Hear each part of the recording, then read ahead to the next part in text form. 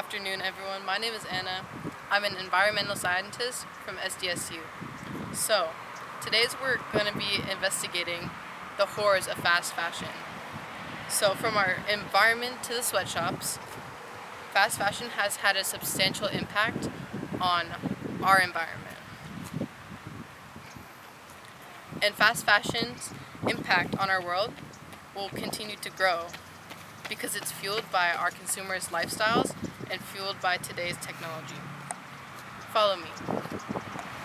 Okay, so currently we're here in the sewers where we find one of the many garments that go unrecycled from companies of fast fashion. So statistically, roughly 85% of what we buy from fast fashion websites go unrecycled and in landfills or even in our environment. So, of the shirts that do end up elsewhere, only like 1% of those are actually recycled and reused for other things. So, moving forward, let's take a look at the source of the problem. Good evening, everyone. You're here with Dr. Lim, and today we are in Hanoi, Vietnam, and we are going to be interviewing one of the many workers that fuel one of the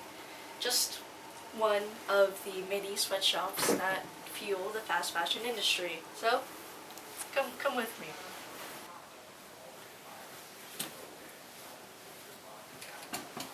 Good evening, sir. Hi. I'd like to ask you a few questions. Of course. So, how's it like working as a garment manufacturer in this factory? It's hard work for sure. It's a very fortunate opportunity for me though, as I get to support my family.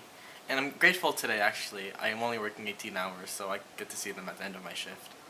Oh, yeah, moving on, how's the environment like in this factory? You know, it's a little messy in some areas, a little dirty. But I think it's a very fortunate opportunity for me, as I get to make like $1 an hour. All right, well, thank you for that. Of course. That concludes the interview. I'll leave you to your work. Come on. Yeah, good luck.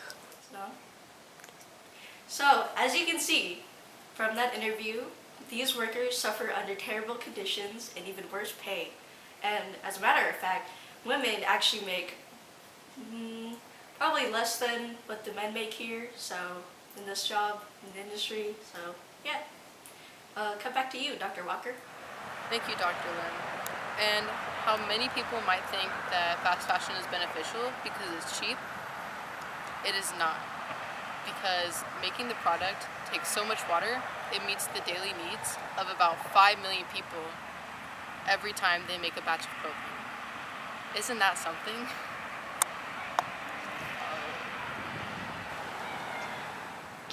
Okay, moving forward, what can you do to help the problem?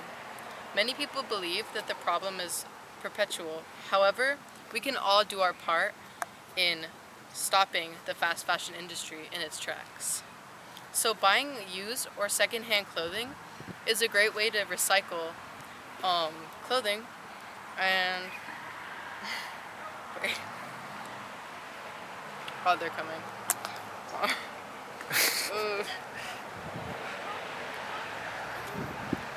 So opting to thrift for fashionable clothes rather than buying from fast fashion websites can reduce their foothold in the market.